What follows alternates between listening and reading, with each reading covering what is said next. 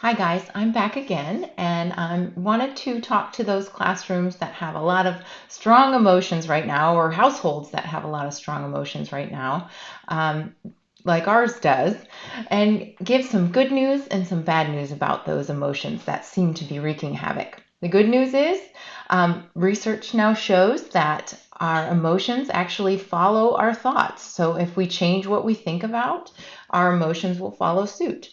The bad news is it's not easy to change what we think about.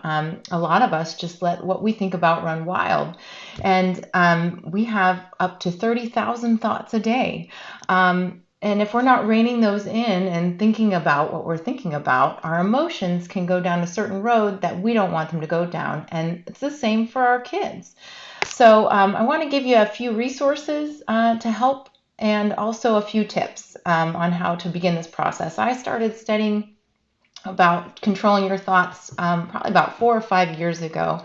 My first book was actually by Joyce Meyer, a Christian author, and it's Battlefield of the Mind. And she presents this idea, and it's only grown from there. There's been other books by Christian authors like Crash the Chatterbox, which is another great one by Stephen Furtick. And then by neuroscientist Carolyn Leaf has written a great book, 21 Day Brain Detox, that talks about taking your thoughts captive. And my newest one, actually, that I downloaded on my Kindle and just started, is by Jenny Allen. It's just out, Get Out of Your Head. But it's all the same idea that we are not a victim to our emotions, but our emotions actually follow our thoughts. So, and there's some great kids books out there on the same thing. And the one I showed not that long ago, we just finished, Miles and I, and it's What to Do When You Worry Too Much. And they have a bunch in this series. What to do when your temper flares. We read that one too. What to do when your brain gets stuck. What to do when you dread your bed. What to do when bad habits take hold. And these all follow the same principle that if you change your thoughts, that your behavior will follow, your emotions will follow. So that is the good news. The bad news is it is really, really hard to do. So I'm just going to give you 4 points to kind of get started on this.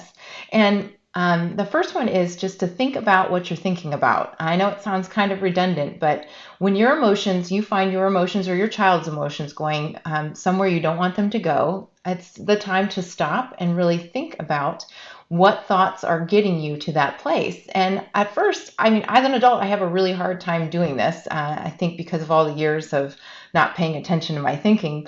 But you might be surprised that kids are actually pretty good at putting their finger on what thoughts are leading to the negative emotions they have if you just bring about the conversation with them to have. So think about what you're thinking about. And then when you figure out the thought behind the emotions you're feeling, it's time to choose a new thought, right? We get to choose what we think about. We don't have a lot of choice. We don't have a lot of control in this world, but we can choose what we're thinking about. So you choose a new thought. I have some recommendations for that.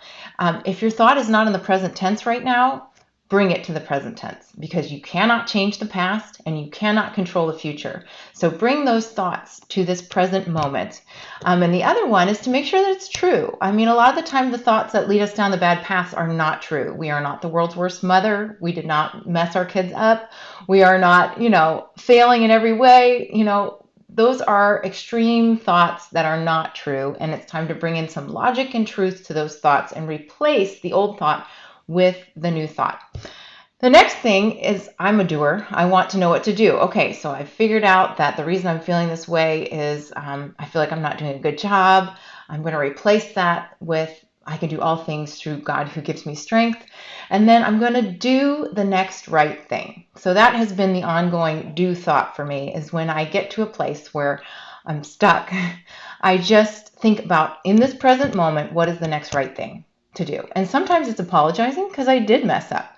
Sometimes it's catching myself before I mess up more. What is the next right thing? And then choose that thing. And then the last thing is repeat, repeat, repeat. You're going to do this all day long, more than once. These thoughts are going to keep coming back. You're going to have to keep taking them under your control. But the good news is you do this, or you replace these thoughts with a grateful thought or the next right thing thought, you will get there. And you will start to see your mood and your emotions and your behavior to follow suit. And remember, guys, surrender the things you do not have control of. Those thoughts that you can't do anything about, it's time to lay them down. All right, I hope this advice helps, and I will see you guys soon. Bye.